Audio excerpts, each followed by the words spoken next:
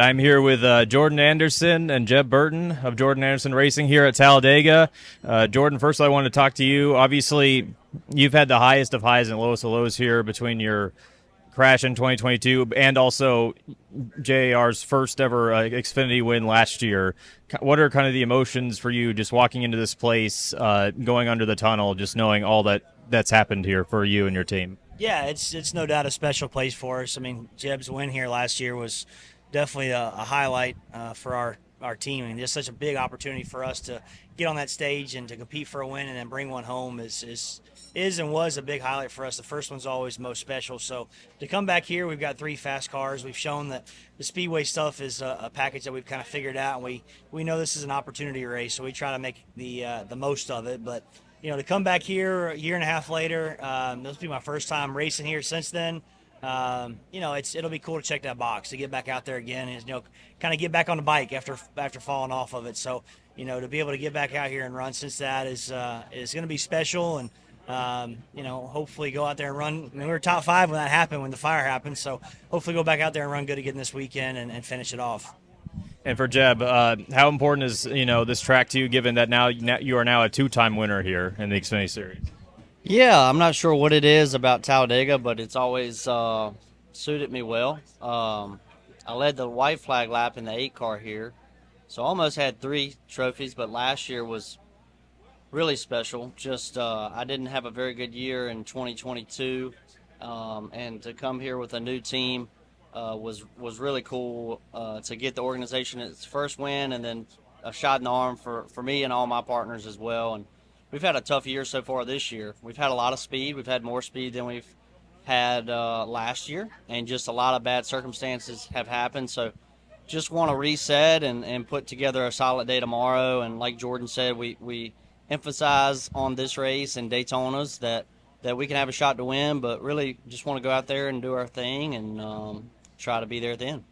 And would a top 10, top 5, even a win, would that be, I guess, the first steps to righting the ship in this season? For sure. We just need a reset, put together a solid day, and we don't make any mistakes. And if something happens out of our control, that is what it is. But just go do our job and hopefully put ourselves in position to try to get Jordan another win, and hopefully he'll be there at the end so we can maybe have a 1, 2, 3.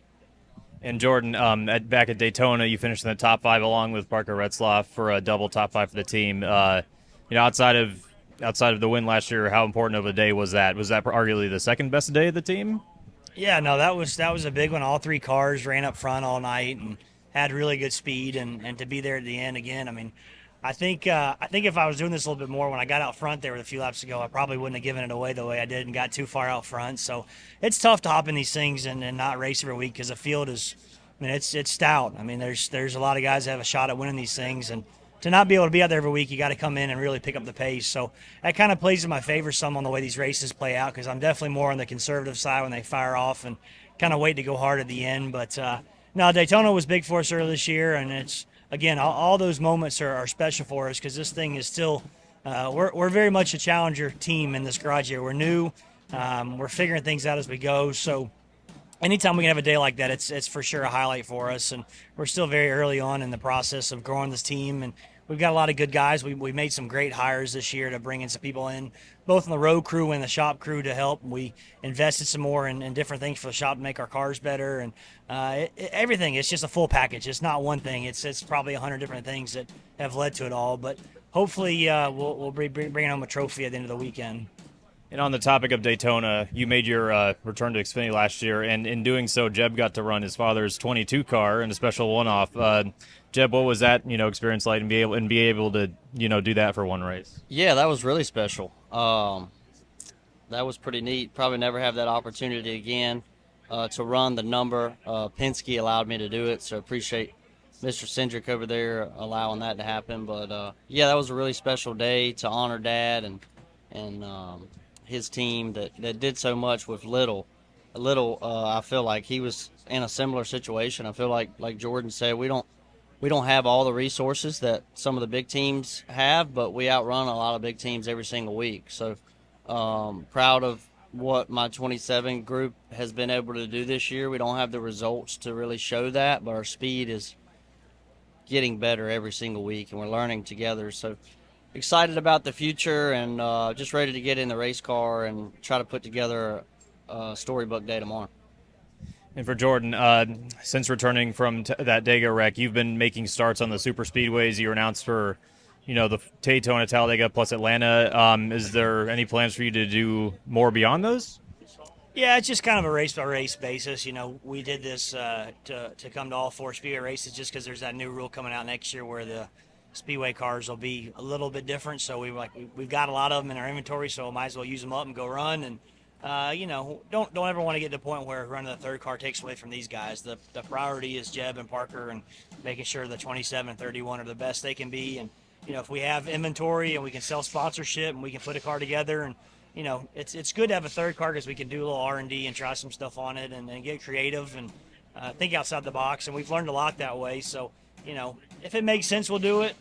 We may do a few extra as the season goes on if we get some more inventory built up. So it's race by race, no guarantees, no promises, but for sure the second Daytona, second Talladega, and kind of go from there. So it's just fun. It's definitely a different approach. These guys, I've been there. You do it every single week. So when you have races that are far and few between and it's spread out like this, you definitely appreciate them a little bit more, I guess you say. And to that point, there has been a couple drivers in the 32. You, Ryan Vargas, to name a few. Are there any other, Austin Green as well, are there any other drivers that, might be, in the running to do the 32, or is that just all undecided, like you've said at the moment? Yeah, it's on a race by race. We've talked with Austin about, having him run some more road course races in that partnership that we did there. So he did a great job in COTA, so maybe look at doing some more stuff like that. So, but other than that, we'll just take it race at a time. This is Harrison Burton, driver the number 21. Make sure to hit that subscribe button. Also, check out one of these 2 videos beside me. Visit funstretch.com for more racing content.